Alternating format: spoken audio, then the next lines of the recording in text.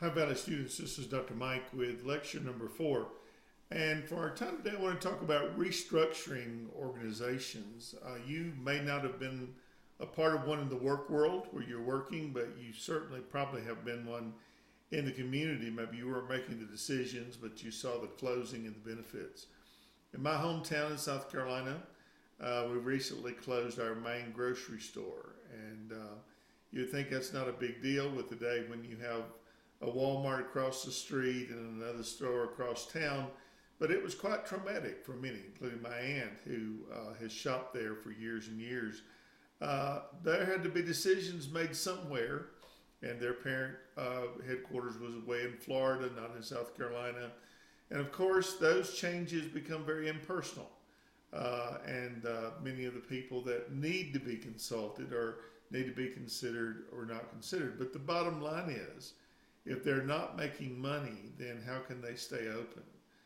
You're probably seeing those in your hometown as well. Companies or businesses that are disappearing at an alarming rate. And there's a lot of work in change management to try and keep companies afloat, keep them moving.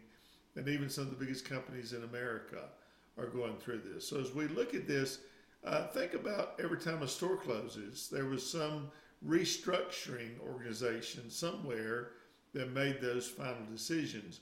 Those are the things that we want to talk about today. I want to start by answering the question of what is organizational restructuring. Organizational restructuring is a process by which an organization changes its internal structure by revamping departments or revamping ownership or operations or processes. Any of those things are a part of change management. The purpose of restructuring is to make the organization more profitable and more integrated. We live in a very integrated society today. It's no longer that merchant downtown in your little town running his business. He's being competed with by numbers of other people that make him viable or not. In the 1980s, I owned a bookstore in the small town where I was pastoring, and the reality was that Walmart could sell James Dobson's The Strong-Willed Child book cheaper than I could buy it from my supplier. And so I ended up closing the store because I could not make a profit when you could order things beginning then online or at Walmart or anywhere else cheaper than I could buy them. But the purpose of restructuring is to make the organization more profitable, more integrated. It's usually a result many times of a merger. It could be lackluster profits or a change in overall goals. The reality is people don't invest in businesses just for no apparent reason. They invest in businesses to make a profit. And when a business is not making a profit and there's no hope of turning it around through change management, then that business is doomed to close.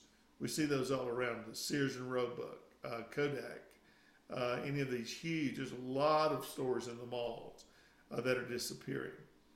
Restructuring is usually a major change for an organization involving multiple departments and locations, computer systems and networks, legal ramifications, major changes in procedures and processes.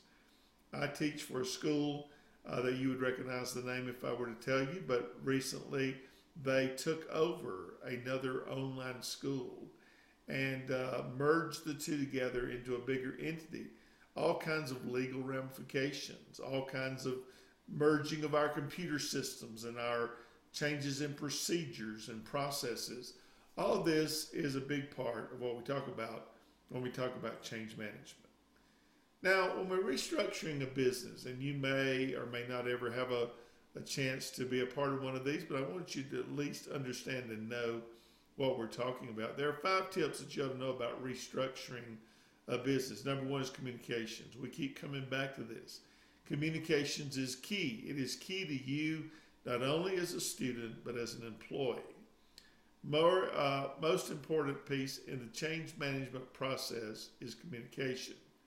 Because there are a lot of fears and there are a lot of ambiguity that affect every employee. Somebody has well said that a company change or management change is much like riding a roller coaster. The people in the front car see the change coming a lot quicker than the people in the back of the car. Usually your employees on the floor are scared to death when they hear the word change because they know it will mean the elimination of jobs, the elimination of their job, and they'll have to go look somewhere else. So communication to your people is the easiest way to keep off the ramifications of change. The second tip is about planning ahead. The more you can plan ahead, the better off you are. There are a lot of businesses that close their doors in the middle of the night. How many times have people gone to work the next morning to find the door locked and a note on the door that they were closed permanently? Did they communicate that well? No. Did they plan ahead? Probably not. But these are some of the benefits that renewal will bring. If you're going to renew a business, you've got to plan ahead. You can't forget to conduct a thorough impact analysis on core processes. What is change going to mean to us? Or you've got to map out timelines for the implementation. If you don't do that, then you're going to be the worse for wear for it. There are 7 questions I want to just mention briefly that you have to ask before doing anything. How do the changes impact the organization? Good question. Are other groups impacted by what you plan to change? Does your financial reporting structure need to change? How will your customers be affected? How will your people that work for you be impacted? And are there alternatives? Those are all very important questions that need to be asked in the process of changing. Then back to the 5 tips. Structure. Structure teams to meet needs. If you're having trouble with technology growth, separate a team out that focuses on technology. If customers feel neglected, create a team dedicated to taking care of your customers. Make those teams as you transition according to whatever the needs are. The other big tip is to follow up. Questions you ought to ask your employees after there's a restructure announced. Number 1, do you understand what change is needed? Number 2, do you understand the changes that are coming? Number 3, what concerns do you have? Is there something that needs clarification? How do we minimize this effect of changes we'll have on customers? All of those are vitally important in the process. So as we think about business renewal, there are a few points that I want to leave with you this week. We're talking about internal change, but restructuring a company or an organization will always be a challenge. It is not easy. It doesn't go over well with many people. It is difficult. There is no perfect playbook. Every change is different, just like every company is different. Closely planning out your implementation strategy and communicating effectively to your organization will help you to pave the way for the future far more effectively. You do not gain by keeping things secret.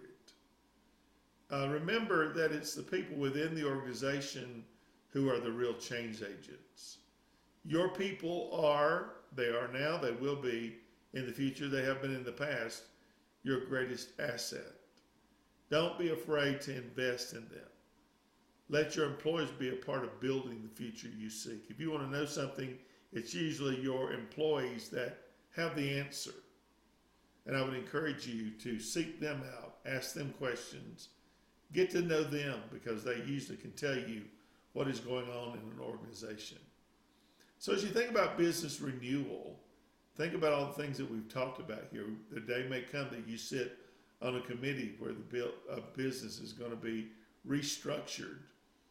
What does that mean to you as a change agent?